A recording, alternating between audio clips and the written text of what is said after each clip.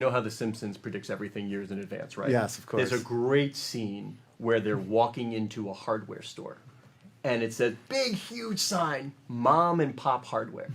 And then they don't point it out. If you see it, you see it. As they're walking in, there's a little plaque on the side that says, a division of Global Dominance, Inc. That's how I kind of feel how sports teams are. It's like, it's sold as the mom and pop. It's the Dodgers. It's the, it's the feel-good team. A division of Global Dominance, Inc. Does that resonate with you?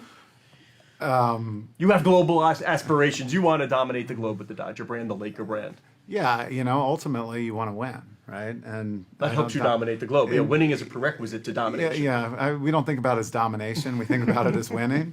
And if we happen to win all the titles and someone talks about us as dominating, we'll be okay with that. But welcome to Sportico Live. Of course, we want to say hello to our subscribers, and if you're joining us for the first time, we want you to become a subscriber, but thanks for joining our thought leadership community. We are chatting about investing in sports, a big topic these days. We are happy to be joined by our sponsors, Goldman Sachs and O'Melveny Law Firm. Speaking of O'Melveny, we have the co-head of the sports and entertainment practice, Chuck Baker, with us. Chuck, hello. Hello, hello. And to your right, my left, we have Todd Boehly, part owner of the Dodgers. Nice to see you. Thanks to see you.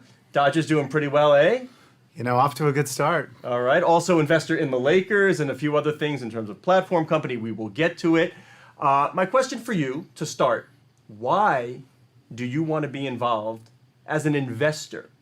Because it's an emotional investment, it's a financial investment in sports. Because I've talked to other owners and we have discussed this. You can do everything right and still not win. That doesn't seem appealing to me. Why does it appeal to you? Because it's intellectually stimulating. Ultimately, I think generally that's pretty much a rule, right? There's no guarantees. And I think it's also very humbling when you do everything right and you still don't win. So there's a component of it that, makes me continue to strive to do the best I can do every day. And, you ultimately start, you figure it out, you put the right people in place, you build the right foundation, and you then let it run. And from my point of view, at that point, you get all the benefit while you sit back and observe. And you can't tinker every day. I love that, but I've never heard the intellectually stimulating answer. And I've asked plenty of owners, why do you be involved in this? It's fun, it's high profile, the emotion part of it, but I'm really curious about that. It's intellectually stimulating. I mean, I guess, yeah, but every day, just explain that a little bit more. What do you do on a daily basis that you get that constant feedback?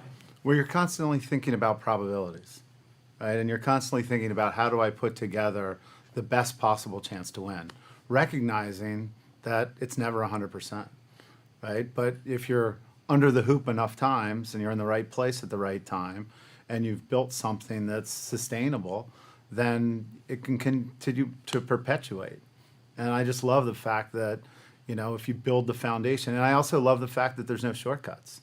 And so, to me, the fact that, you actually have to go out, do all the work, build your farm team, get your free agents, find the front office, and then you also have to win the game, right? So from my point of view, I just love the fact that, there are no guarantees. Right? Chuck, have you heard this before from other prospective owners, like this, the intellectually stimulating part? I have, actually. What I'm curious about, though, obviously it's intellectually challenging to try to put together a team and put together a winning team, and that sometimes takes years. Do you find the business itself to be challenging? You run a lot of businesses through Eldridge. Is this a business that you would say is one of the more challenging, or is it not that complex a business from your perspective? I think there's definitely complex components to it, and the more of it that you can control, the easier it becomes. So I think one of the things that's great about the Dodgers, right, is we have 200 acres, we have our own stadium, we have the ability to define how we use it every day. I think that if you don't have those pieces, then yeah, it's a harder business. But I think once you start to understand, and by the way, winning's valuable, right? So as you start winning more and winning with regularity, right, then you have more and more associations and opportunities for associations with the equity in the brand. Yeah, no, that makes sense. So let me ask you this. You and I worked on acquiring about a third of the Lakers together recently. How important was the fact that your baseball team was in LA in that decision, or were you interested in the NBA generally and would have, acquired a nice opportunity there? I think I can answer this one, but I'm going to let you know. I think it was we started talking to Jeannie back in 2014, and our approach was very different than most, at least how it's been translated to me. We didn't show up with any agenda. We showed up with, we're your friends, we're the Dodgers, and, we're here to be helpful. And, when the opportunity came to acquire that, stake from Anschutz, Jeannie was the first, she called us first. And by laying the groundwork, and getting to know her, and getting her trust, I think that really gave us the opportunity to negotiate. And, I think we're very happy about the fact that it was in LA. Lakers and Dodgers, Lakers global brand, are arguably among the top 2 or 3 in the NBA.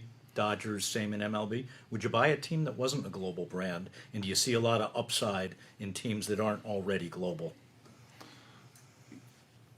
I think that's I like the ones that have significant momentum already behind them. Mm-hmm. And, that's my preference. And I think they're more expensive, but I think they're generally better value, right? So the fact that, the Lakers, one of the rumors that I've heard is that there's been more Laker jerseys sold than all the other teams combined, right? They've got 17 world titles. You walk into their facility, they've got them all. And the trophies are up in the office when you look up. Yeah. Totally awesome over the court. Yep. Right, reminding everyone why they're there. Yep. And the Dodgers have 6 and, hopefully growing. So, I think those two brands, they mean more than just baseball and basketball, right? They mean showtime, right? When the NBA actually came to be, right, you had kind of the Celtic style of ball, you had the Laker style of ball, and you had the Detroit Pistons style of ball. Showtime, slow time, and ugly. Your words, not mine. You're not disagreeing. But, and then, of course, with the Dodgers, you have the Jackie Robinson legacy, the history of the organization, and all the great games that they've played over the years. So you have 2 tremendous organizations in a tremendous city, which we think, is only going to continue to grow. Does it allow you to do? Please, give me the vision of how you will distribute those brands around the world. I mean, it's all about tech. It's about scale. It's about reaching eyeballs outside of just those folks. How many seats are in Dodger Stadium? 55,000. 55,000 times 81 home games. That's a finite number. Yeah, 100%. Why would you just want to capitalize on those when there's a whole world out there? Well, there's also playoffs, and that's why you win. Yeah, of course. But it gives you entree to those global eyeballs. How do you capture them all? Well, I think we think about it as, there's the stadium, right? And then there's the glow, right? The glow that comes out of the stadium. And you have, obviously the sponsorship, the merchandise, the ticket sales, you have all that in stadium, right? And then, ultimately the value is going to be in the reach of the glow. And the glow is the media, right? And where does it go? And of course, right now, right, one of the things that I think all the leagues are thinking about and need to be thinking about is how do you incent teams to want to grow internationally, right? Because right now, if you are the owner of the Dodgers and you sell merchandise in Japan or Taiwan or any other place, Korea, where the Dodgers are loved and followed, the economics of that don't justify you doing it. So ultimately that has to, and Mexico, I mean, there's lots of markets where we think we have lots of ability to build our brand, but the challenge is that, the incentive system doesn't really allow for it.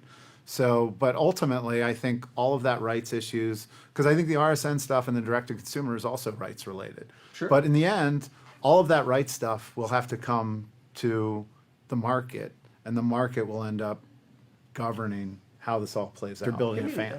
Right. Chuck, You mentioned content. These are vehicles for content, right? I mean, Adam Silver would call the NBA an entertainment property. Yeah. It's content. Happens to be people playing basketball, but it's content. Do you look at your teams that way as well? It's certainly one way that we look at them, but I don't think we sit out and say, oh, this is just content, right? Because we look at it and say, this is passion. And, people want to feel passionate. They want to feel emotion, right? What is it that you get up every day for, right? I think that, I think it's good content and it's unique content, and they're not manufacturing more of it. And you're right? investing in content. You're in Penske Media, owner of Sportico and Variety and Rolling Stone and South by Southwest, Dick Clark Productions, the team with the Golden Globes. Where else are you just invested in ticketing? Where else around the ecosystem are you looking? Well, we've invested in Fanatics. We took Vivid public through one of our SPACs. We're early investors in DraftKings. Global Dominance Inc. And winning. And A24, was a film company that we started. MRC is one that we're involved with.